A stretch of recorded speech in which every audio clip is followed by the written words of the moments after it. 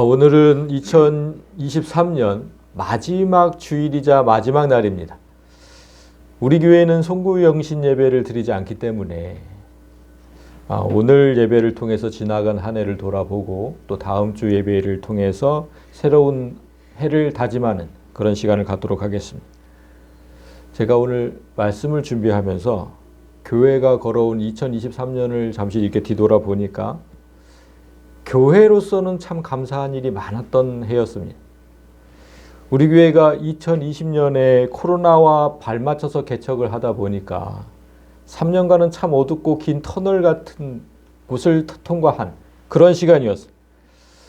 물론 모든 사람이 그 시기엔 다 힘들었지만 개척교회는 개척이란 말이 참 무색할 정도로 사람을 만나는 게 금기시되던 시기였잖아요. 무슨 개척을 할 수 있었겠습니까? 아무것도 못해. 그러다가 올해 초 이제 개척 4년 차를 맞았을 때 코로나도 때마침 이제 수그러들기 시작했고, 그래서 우리 교회는 어떻게 하든 이제 변화해야만 했습니다. 그리고 변화의 첫 번째 과제는 교회를 옮기는 것이었어요. 이전의 교회는 카센터 안에 있었기 때문에 잘 보이지 않았어요. 교회가 어디 있는지 다 물었어요. 우편 배달부도 그 안에 와서도 못 찾았어요. 그만큼 보이지 않았어요. 그리고 공간은 또 너무 작았죠. 그리고 주차장도 작았습니다. 우리가 주일 아침에 이렇게 교회를 가면 겨우 한두 대, 우리 집사님 권사님은 잘 아실 거예요. 겨우 한두 대 될 정도가 있었어요. 그러니까 예배실이 10명 정도 앉으면 이제 꽉 차는 이제 그런 예배실이었는데, 그 예배실이 또 식당을 겸하고 있었어요. 그러다 보니까 사람이 조금만 많이 와도 아주 복잡했습니다. 밥 먹을 때면 또 막 다 옮겨야 되고 막 이래야 됐죠. 그렇게 작은 공간이었는데도 겨울철이 되면 난방기를 막 4개, 5개는 틀었어야 돼. 되게 추웠죠. 그리고 수도가 얼어가지고 밥도 할 수 없었고, 화장실도 쓸 수 없었고, 그런 때도 있었어요. 그런데도 난방을 충분하게 하지 못했어요. 전기세가 너무 겁이 났기 때문에. 여름에는 또 어땠습니까? 여름에는 선풍기를 곳곳에 두어야 했고, 에어컨도 틀어야 했는데, 선풍기나 에어컨이나 다 남이 쓰다가 버리려는 거를 줬어요. 그걸 갖다 놨었거든요. 그래서 선풍기는 어떤 건 회전이 안 되고, 어떤 건 키높이가 안 되고, 달리. 에어컨은 제가 여름마다 시래기 가스를 주입했어야 돼요. 여름마다 그게 막 시래기가 깨져가지고, 그리고 또 왜 에어컨에서 그렇게 악취가 나는지 여름마다 막 그냥 그 악취 제거제를 뿌리고 그랬는데도 없어지지 않아. 아무튼 그렇게 열악한 환경에 아내와 저는 그런 곳에서 3년 6개월을 살았습니다. 집이 따로 있긴 했죠. 집이 따로 있었지만 아침에 이제 둘이서 교회에 나와가지고 함께 기도하고, 그곳에서 각자 또 이제 성경 공부를 하고, 그러다가 이제 점심때가 되면 점심을 같이 해서 먹고, 그 아내가 이제 그때는 2시까지 출근이었는데, 그렇게 출근을 해요. 그럼 저는 또 혼자 거기서 남아서 또 연구를 하고, 그러다가 아내가 밤 9시, 10시에 대해서 끝나요. 그러면 이제 저도 이제 그때 아내를 데리러 가서 같이 퇴근하는 거예요. 그런 시간이 계속됐어요. 3년 6개월. 성도 한 명 늘지 않는 상태에서 그런 시간이 계속되다 보니까 개척 2년, 3년 이렇게 될 때 제가 화병이 나더라고요. 그냥 화병이 났어요. 얼굴은 계속 어두워지고 조그만 일에도 화를 내는 그런 성격이 자꾸 되더라고요. 그 화를 받아준 사람이 이제 주로 아내였죠. 아무도 없으니까. 근데 아내보다도 더 많이 제 화를 받아야 했던 분은 하나님이시거든요. 제가 늘 제 서재에 앉아서 그렇게 기도를 했어요. 아니 지금 코로나가 이렇게 길게 이어질 줄 아셨으면, 하나님은 아셨을 테니까, 그러면 좀 개척을 좀 미루라고 하시든가, 개척하게 하셨으면 좀 힘이 나도록 1년에 1명 정도는 보내주실 수 있지 않느냐. 그러면 제가 좀 힘이 나서 좀 할 텐데, 그것도 안 해주시고, 또 모든 사람이 일한 만큼의 대가를 받는데 나는 축원하고 연구해가지고 말씀을 전하면 대가는 하나도 없었잖아요. 그렇게 하나님을 원망하는 시간이 계속 늘어났습니다. 이런 얘기는 사실 목사로서 되게 부끄러운 얘기거든요. 하나님을 원망했다는 그런 얘기는. 그런데 제가 그래도 오늘 말씀을 전하기 전에 하는 이유는 오늘 주신 하나님 말씀을 여러분이 좀 잘 이해하도록 돕기 위해서 한 겁니다. 사람은 누구나 이런 고통의 시간이 있고 또 그런 고통의 시간이 길게 이어지다 보면 저처럼 우울증에 빠져요. 제가 한동안 우울했거든요, 정말. 그래서 오늘 말씀은 그런 시간을 우리가 그런 길게 이어지는 고통의 시간을 어떻게 슬기롭게 극복할 수 있는지를 가르쳐 줍니다. 먼저 우리가 함께 읽은 본문이 딱 4절이었거든요. 그 4절이 모두 무엇을 말씀하고 있냐면 본향이라는 것을 말씀하고 있습니다. 자, 볼까요? 13절에 이 사람들은 그것을 멀리서 보고 환영을 했다. 여기서 그것이 본향입니다. 본향을 멀리서 보고 환영했다. 그리고 14절 그들이 이같이 말하는 것은 자기들이 본향 찾는 자임을 나타내는 것이다. 15절 그들이 나온 바 본향을 생각하였더라면 그리고 그들이 이제는 더 나은 본향을 사모하니 계속 다 4절 다 본향을 얘기를 하죠. 본향이 뭡니까? 고향이에요. 고향. 오늘 본문은 우리에게 고향이 있다고 말하는 거예요. 근데 고향이 있는데 이 땅의 고향을 말하는 게 아니라 하늘의 고향을 말해요. 그 얘기는 우리의 원래 고향이 하늘이라는 뜻이에요. 고향이 어디세요? 그럼 저는 서울이고 제 아내는 제주도고 이렇게 얘기를 하는데 그 고향이 아니라 우리 모두의 고향은 다 하늘이다. 이 얘기거든요. 그래서 내 고향이 하늘이란 사실을 깨달은 사람은 그 본향을 찾고 사모하게 되어 있다는 겁니다.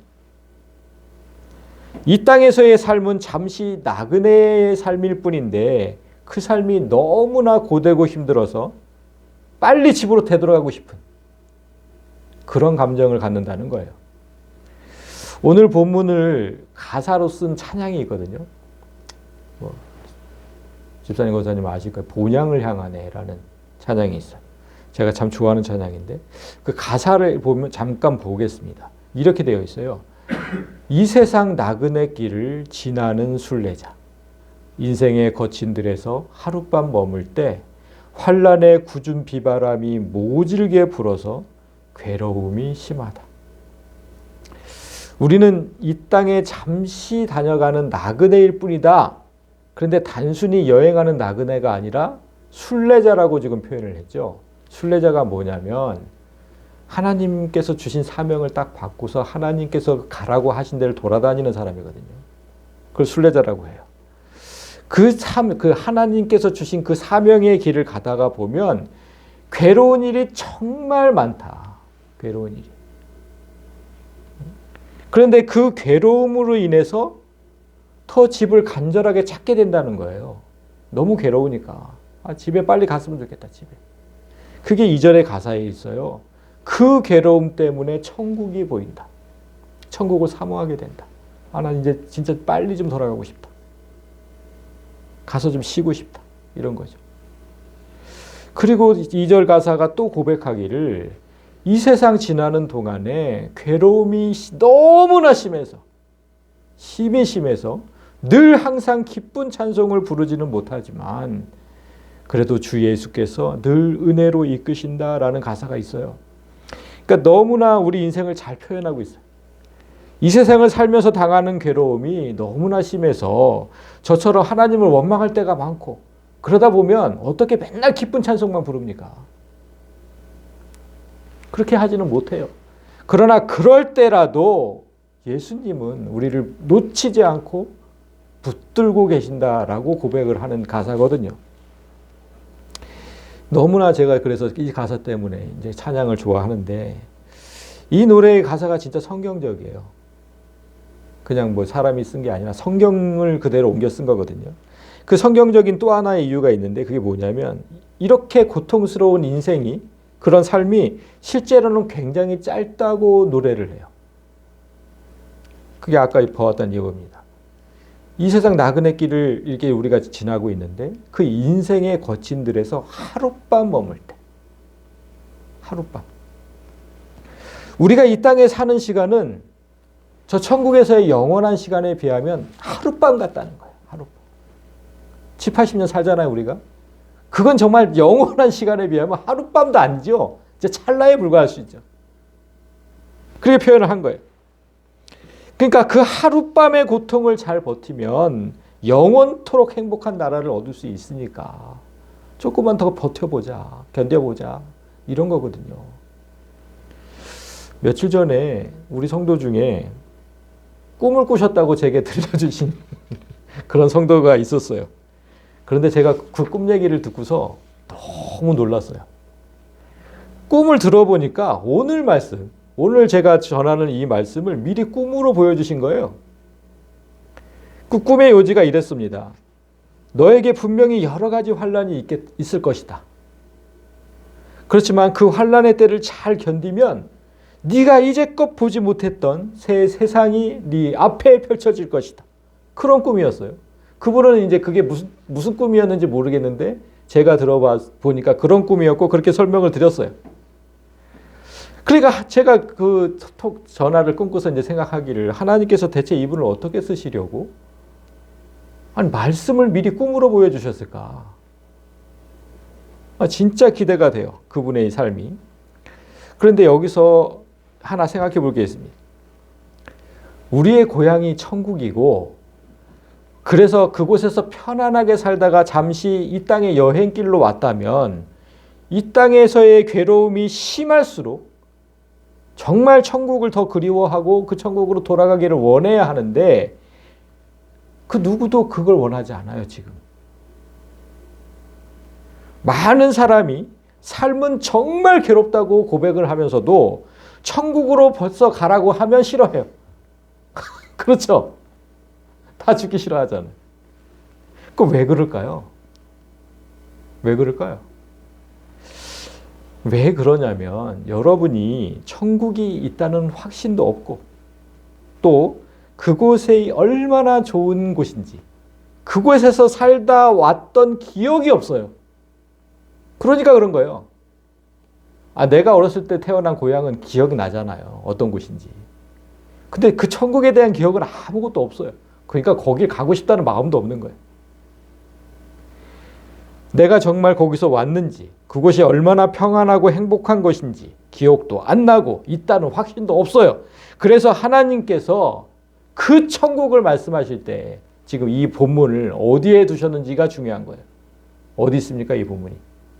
우리가 소위 말하는 믿음장에 있어요. 믿음장에. 히브리서 11장을 믿음장이라고 하거든요. 그러니까 내가 살던 곳, 다시 돌아가야 할 본향에 대한 기억이 아무것도 없기 때문에 그 고향에 대해서 제대로 알려면 믿음이 무엇인지를 먼저 알아야 한다는 뜻이에요. 이게 하나님 뜻이에요. 그러니까 천국을 덮어놓고 믿으라는 게 아닙니다. 덮어놓고, 그건 될 수도 없어요. 덮어놓고 믿으라는 게 아니라 어떻게 하면 그 천국이 기억날지, 어떻게 하면 그 천국을 볼 수 있을지 그 방법을 가르쳐 주시는 거예요. 그래서 잘 들으셔야 돼요. 천국을 볼 수 있는 믿음, 그게 대체 무엇인지 믿음장이니까 1절부터 잠시 살펴보겠습니다. 자, 1절이 이렇게 돼 있죠. 믿음은 바라는 것들의 실상이요 보이지 않는 것들의 증거다. 분명히 한글인데 무슨 뜻인지 아무것도 모르겠어요. 그렇죠? 믿음이 이거래요. 바라는 것들의 실상이고 이게 이해가 되세요? 이해 안 돼요. 처음에 보면 누구도 이해 안 돼. 그래서 이 구절을 제가 쉬운 성경으로 한번 더 보여드릴게요. 이렇게 되어 있어요. 쉬운 성경은 믿음은 우리가 바라는 것들에 대해서 확신하는 것입니다. 또한 보이지는 않지만 그것이 사실임을 아는 것입니다. 조금 더 쉬워졌어요. 무슨 뜻인지 조금은 알아듣겠어요. 그렇지만 이제 완전하게 이해는 잘 안 되거든요. 그래도. 그래서 제가 예를 들어서 얘기를 하면 공기가, 우리가 숨을 쉬는 이 공기가 분명히 있지만 공기가 눈에 보이진 않잖아요. 지금 그 얘기를 하는 거거든요. 공기가 있다는 사실을 의심하는 사람은 없다. 그렇게 보이지는 않지만 확실히 있다고 믿는 것, 그것이 믿음이라는 거예요. 그런데 앞에 지금 그건 파란 글씨고 지금 제가 말씀드린 건 그건 파란 글씨고 저 앞에 있는 거 우리가 바라는 것들에 대해서 확신하는 것, 이거는 잘 무슨 뜻인지 모르겠어요. 왜냐하면 이 구절이 좀 번역이 아쉬운데, 지금 바란다고 되어 있잖아요. 우리가 바라는 것들, 그 바란다고 번역한 단어가 이 엘피조라는 단어인데, 기대한다, 바란다 이런 뜻이 있고, 부차적인 뜻이 뭐가 있냐면 추측하고 상상한다 라는 뜻이 있어요. 왜 이런 뜻이 붙었냐면, 여러분 생각해 보세요. 우리 눈에 보이지 않는 무언가를 바랄 때, 그때 어떻게 해요? 우리가 추측하고 상상을 해요. 예를 들어서 내가 나중에 교회를 지으면 이렇게 지어야지 하고 내 머릿속에 추측하고 상상을 해. 아직 그 교회가 없으니까. 그리고 천국에 빨리 가고 싶다라고 할 때 천국은 이런 모습일 거야 라고 내 머릿속에서 추측하고 상상하잖아요. 보이지 않으니까. 그러니까 보이지 않는 것들을 우리가 바랄 때는 추측하고 상상하게 되어 있다는 거예요. 그래서 이 구절의 좀 더 명확한 번역을 제가 이렇게 해왔습니다. 1절의 번역은 믿음은 우리가 상상하는 것들이 비록 우리 눈에 보이지는 않지만 확실히 있음을 아는 것입니다. 이러면 이해하기도 쉽고 명확해졌죠. 그렇게 알고서 3절을 보면 믿음으로 모든 세계가 하나님의 말씀으로 지어진 줄을 우리가 아나니 보이는 것은 보이는 것으로 말미암아 된 것이 아니니라. 이것도 분명히 한글인데 무슨 뜻인지 잘 모르겠어요. 보이는 것은 보이는 것으로 말미암아 된 것이 아니다. 이게 잘 모르겠어요. 이게 무슨 뜻이냐면 여러분 까만 글씨부터 보세요. 우리는 이 세계가 하나님의 말씀으로 지어진 줄을 알아요. 창세기를 읽어본 사람들은. 빛이 있으라 하시니 빛이 있었고 해와 달이 있어라 그러니까 해와 달이 생겼고 이랬다는 거죠. 그러니까 하나님께서 그렇게 말씀으로 지으신 이유가 뭘까요? 왜 하나님은 말씀으로 지으셨을까요? 그 처음에는 아무것도 없었기 때문이에요. 아무것도. 아니 지금처럼 흙이 있습니까? 뭐 돌이 있습니까? 나무, 철, 물, 불 아무것도 없었잖아요. 하나님께서 천지를 지으실 때는 아무것도 없었어요. 근데 뭘 갖고 뭘 어떻게 만들어요? 그러니까 제일 처음에는 그냥 말씀으로 지으실 수밖에 없는 거예요. 그 하나님의 능력이신 거죠. 뭐가 있어라 하면 뭐가 있었고. 그런데 여러분 중요한 게 뭐예요? 말씀으로 만물을 지으셨는데 그 말씀이라는 거는 보이지 않잖아요. 보이지 않는 거예요, 말씀은. 따라서 우리 눈에 보이는 모든 만물, 지금 보이는 거, 모든 만물은 보이는 것으로 지어진 게 아니라는 뜻이에요, 이게. 지금 우리 눈에 보이는 것은 보이는 것으로 된 게 아니다. 안 보이는 말씀으로 다 지어진 것이다. 이 뜻이에요. 이해가 되시죠? 그러면 결론은 이런 거지. 우리 눈에 보이는 것들이 보이지 않는 말씀으로 지어졌으니까 보이지 않는 존재는 반드시 존재한다는 거예요. 하나님이시죠.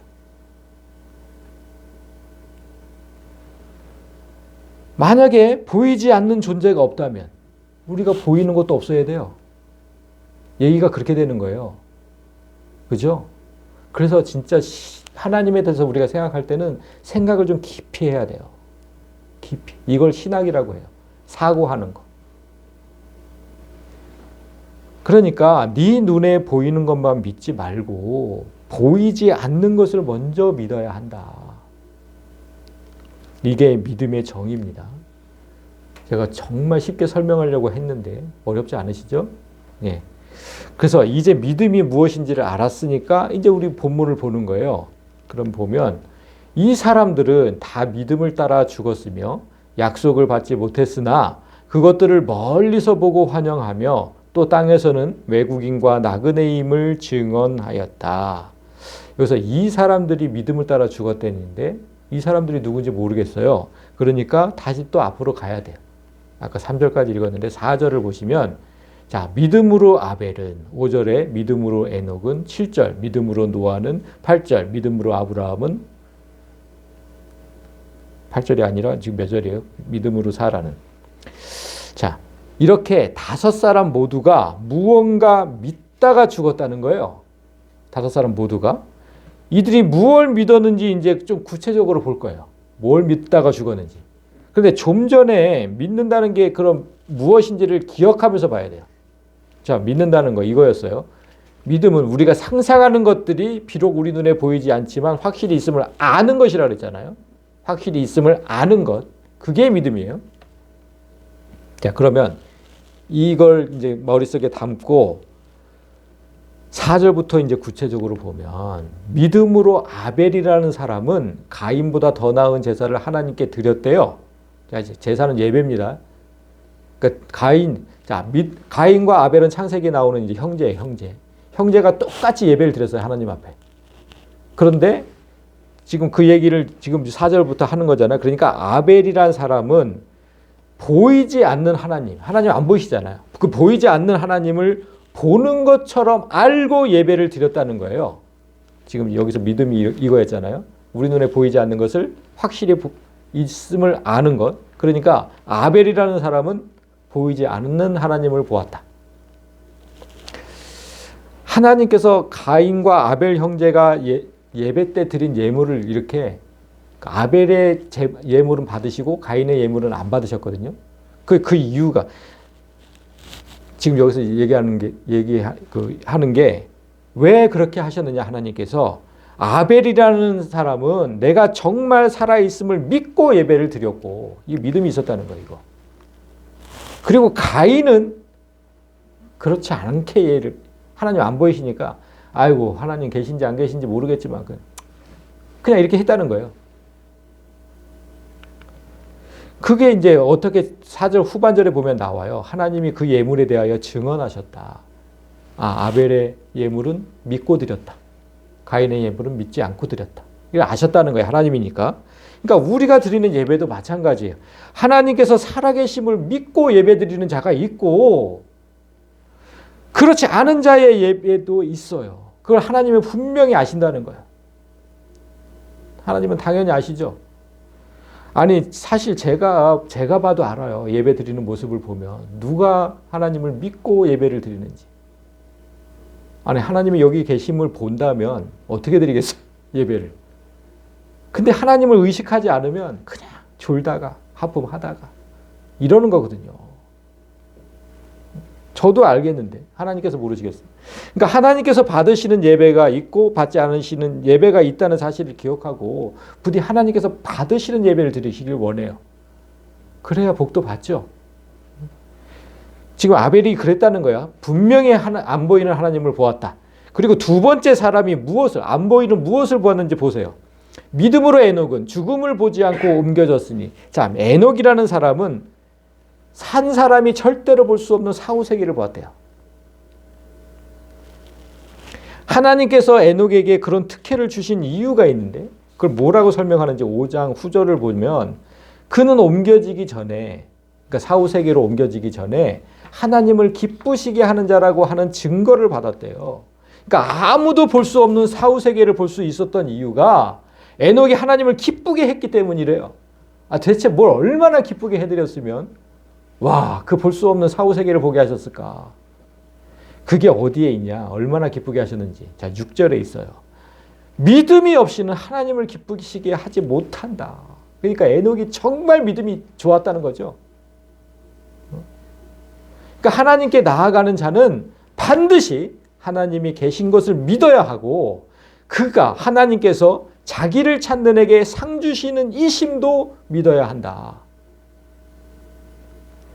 에녹은 보이지 않는 하나님과 하나님께 주시는 상, 그 천국이거든요.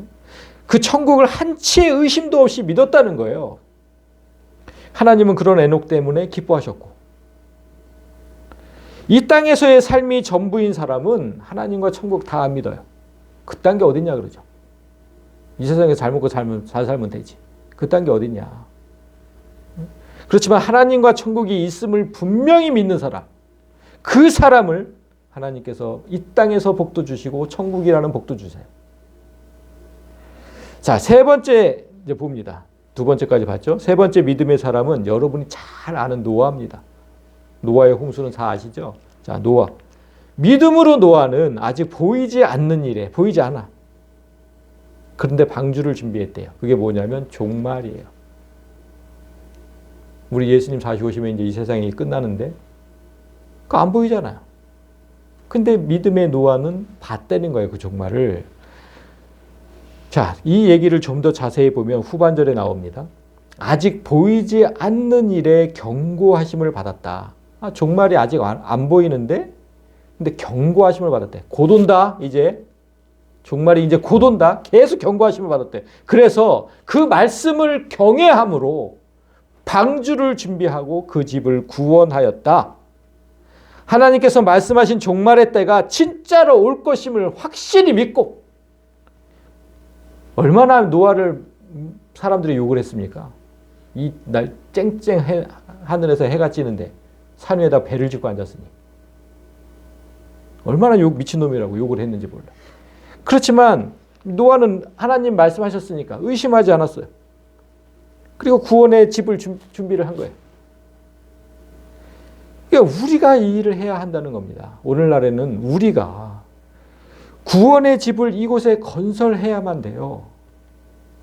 저 세상 밖에서 지금 물에 빠져 죽어가는 사람들 다 건져서 여기다 넣어야 되거든요.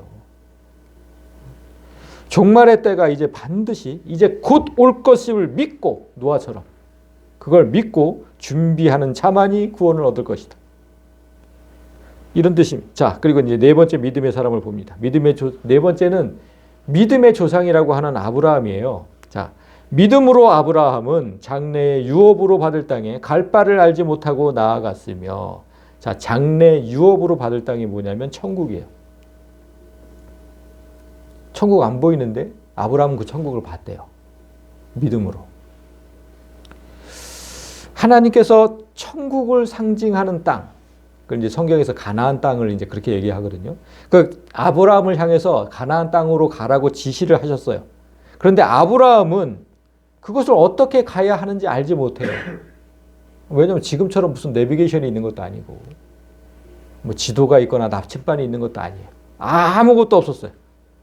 그 땅에 대한 아무런 정보도 없었어요. 그런 상태에서 하루하루 하나님께서 가라는 대로만 갔어요. 우리가 이 믿음을 배워야 한다는 겁니다. 우리 하루하루 살면서 어디로 가야 할지, 어떻게 살아야 할지 아무것도 몰라요. 어떻게 해야 내가 좀 평안을 얻을지 몰라. 아무리 그냥 내가 이렇게 했으면 살아보자 계획하고 그렇게 살자고 다짐해도 잘 안 돼요. 나는 그 길로 가는 거를 잘 모르거든요. 어떤 길로 가야 되는지 잘 모르거든요, 나는. 그러니까 하나님께서 인도하시는 대로만 가야 돼요. 그래서 매일 하나님 말씀에 귀를 기울여야 하는 거예요. 어디로 가라고 하시는지를 들어야 되는 거니까. 근데 안 들어요, 사람들이. 어디로 가라고 하는지, 어떻게 살라고 하시는지 좀 들어야 내가 성공적인 삶을 살 수 있는데 안 들어. 그러니까 아브라함은 그 말씀을 들었다는 거예요. 갈 바를 알지 못하고 하루하루 하나님 말씀을 듣고 나아갔다. 그런데 아브라함이 더 놀라운 게 뭐냐면 그 뒤에 나오는데 그가 마침내 지시하신 땅에 도착을 했을 때 그곳에 완전히 정착하지 않았대요. 지시하신 땅으로 갔는데 그게 9절입니다. 믿음으로 그가 이방의 땅에 있는 것 같이 약속의 땅에 거류하였다.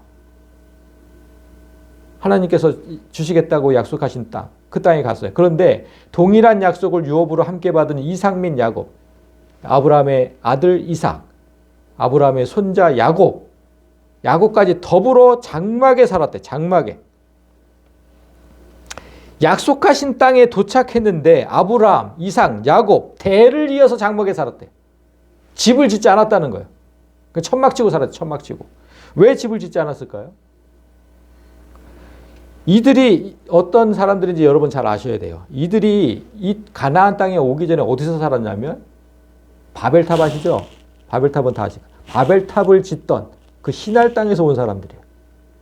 그러니까 건축 기술이 정말 뛰어난 지역에 살다 온 사람들이에요.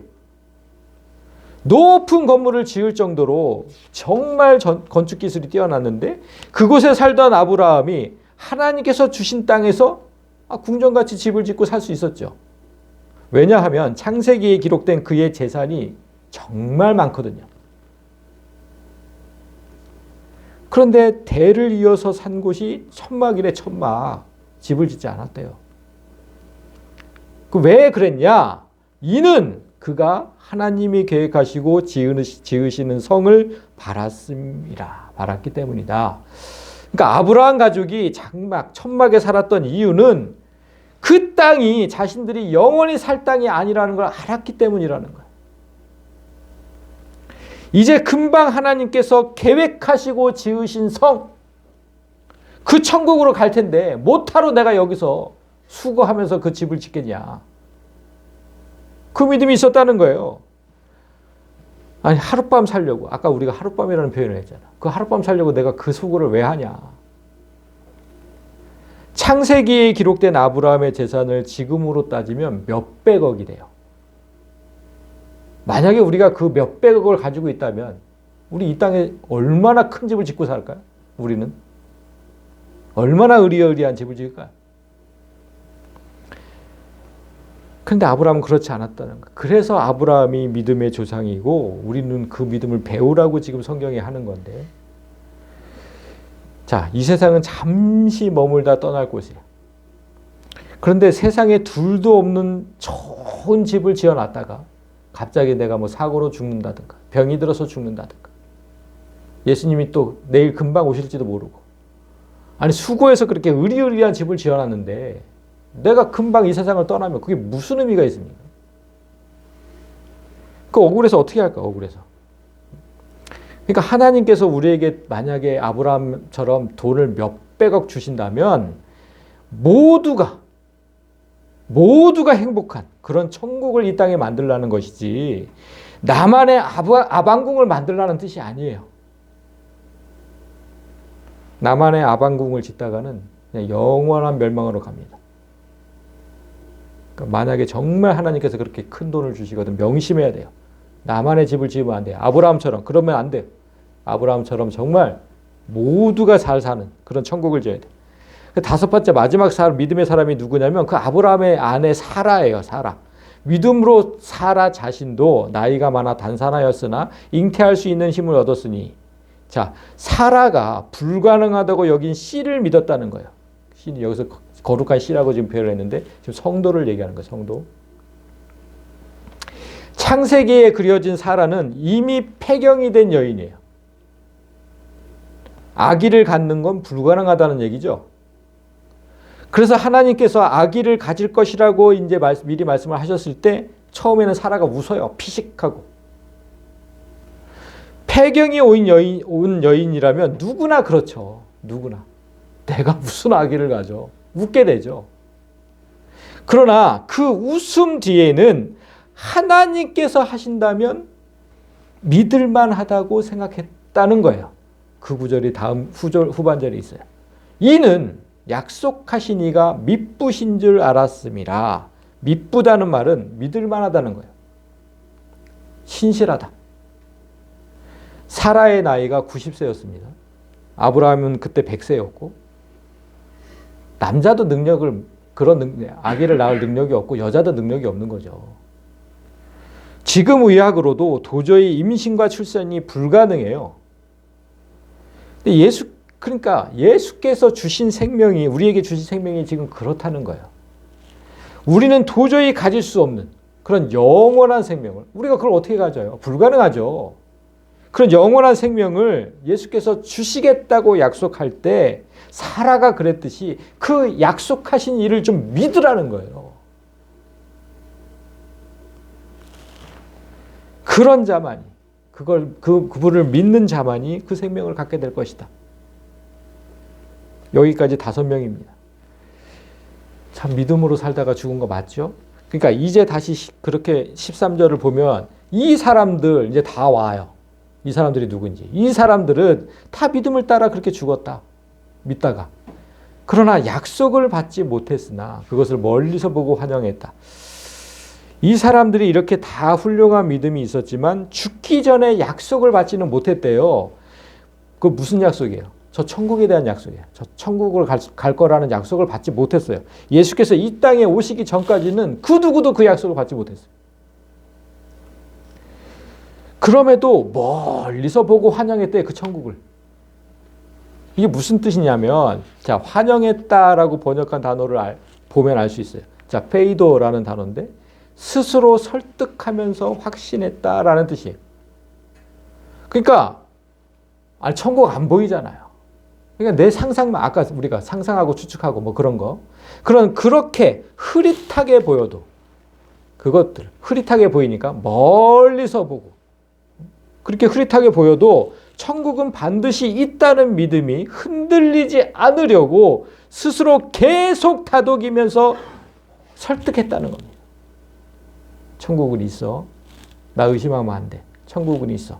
계속 스스로 설득하며 확신했대. 그래서 이 땅에서는 어떻게 살았다고?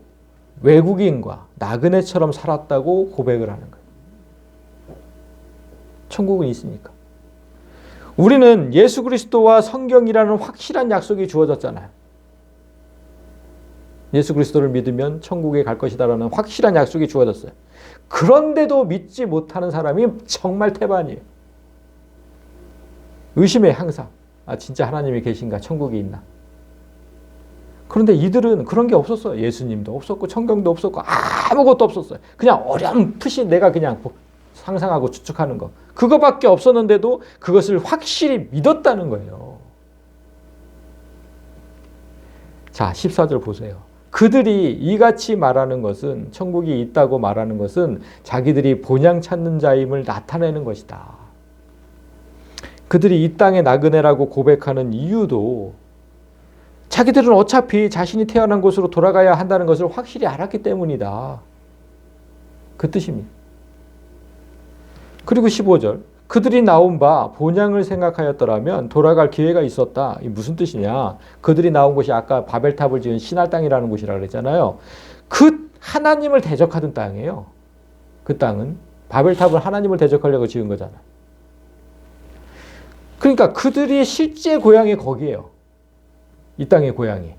그렇지만 그곳을 진짜 고향으로 생각했다면 돌아갈 기회는 얼마든지 있었다는 거예요.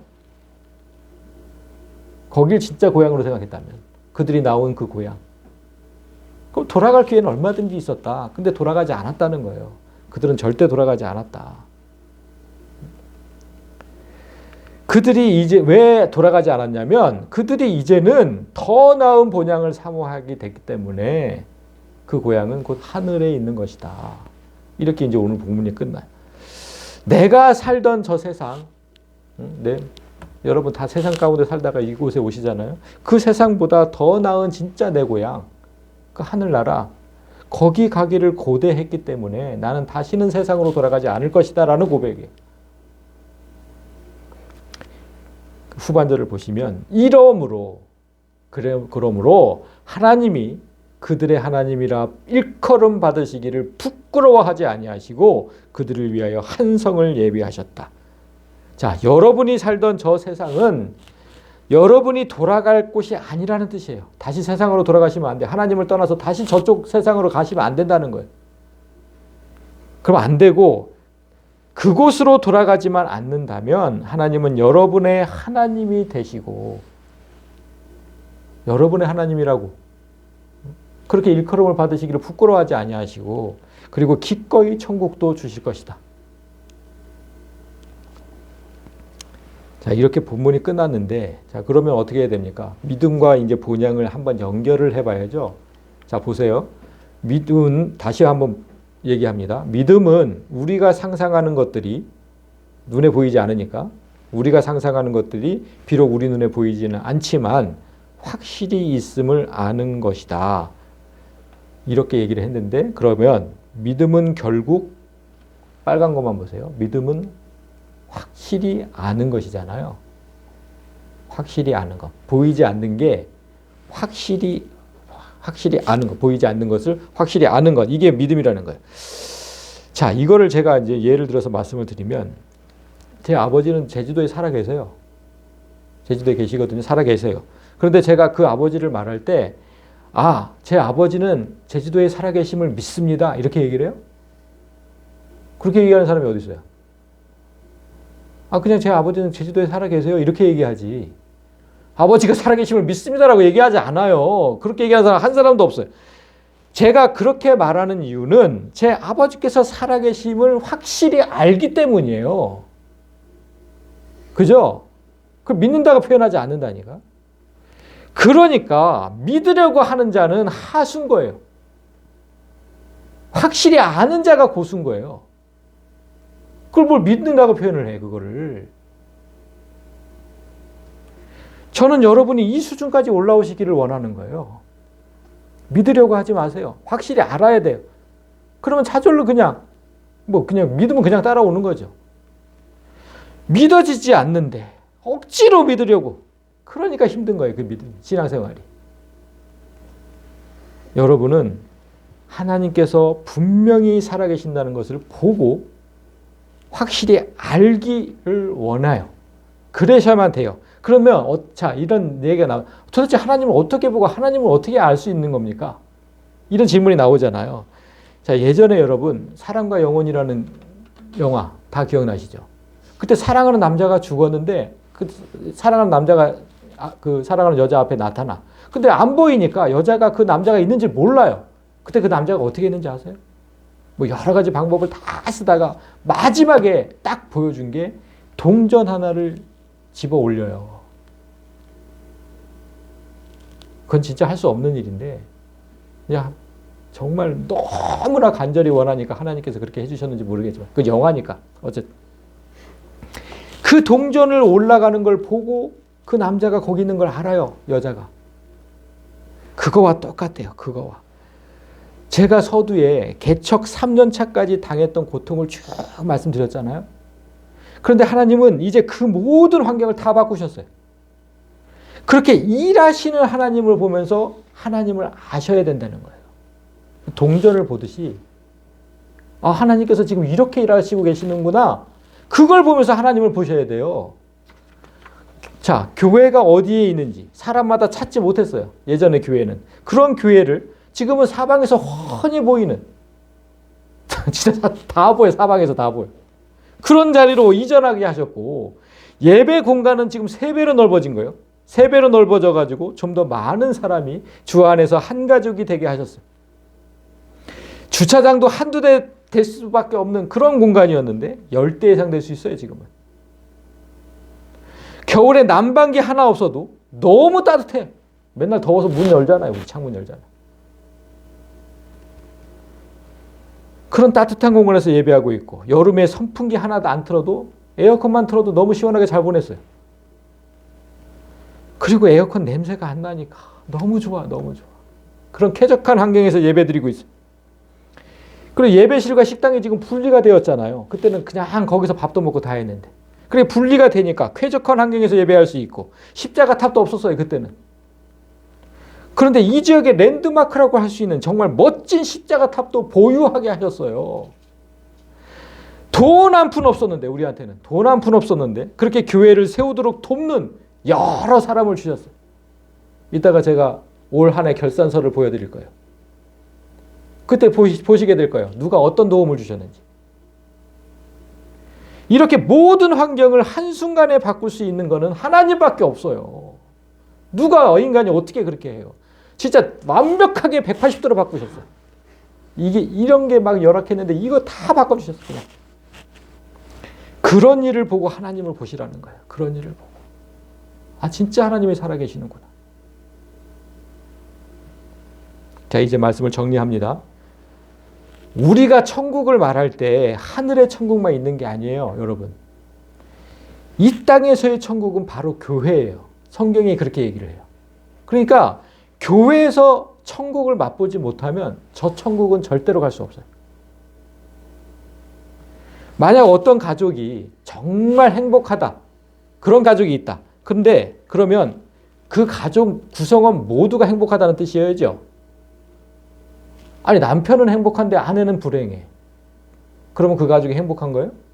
아니에요. 불행한 거예요. 부모는 행복한데 자녀들은 맨날 불행해.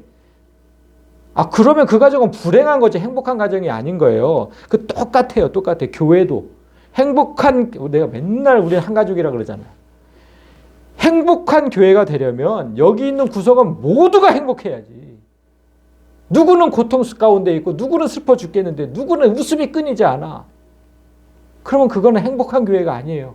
불행한 교회인 거예요, 그냥. 누군가 올 한 해 마음 진짜 고통스럽고 마음 아픈 일들이 있었다면 이제 그 고통 가운데서 벗어나도록 도와주는 것, 그게 진짜 교회예요. 그게 천국을 만드는 거고.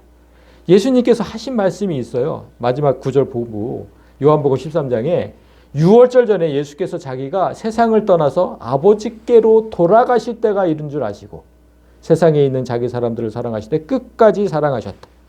자, 6월절은 예수님께서 죽는 날이에요. 그 날이 이제 곧 코앞에 다가왔어요. 내가 죽는 날이. 그걸 뭐라고 표현했어요? 이제 내가 세상을 떠나서 아버지께로 돌아갈 때가 이르렀구나라고 이제 표현을 해. 예수님도 그렇게 표현을 했다고. 그때 예수께서 죽기 전까지 하신 일이 뭐냐면 사람들을 사랑하실 때 끝까지 사랑하셨대. 아, 제발 좀 끝까지 사랑하라고. 요만큼 사랑하다 말지 말고. 우리가 맨날 주기도문에 하는 거 그거잖아요. 설령 말씀대로 살지 못하는 지체가 있다고 하더라도 서로 용납하게 하셔서 그래서 이 교회가 좀 천국이 되게 해주시라고. 그거 맨날 고백하잖아. 그런데 이 교회에서 그냥 뭐 좀 마음에 안 드는 사람이 있으면 그냥 불만 불평 흉보게되고 이러면 이 여기에 천국은 없어요.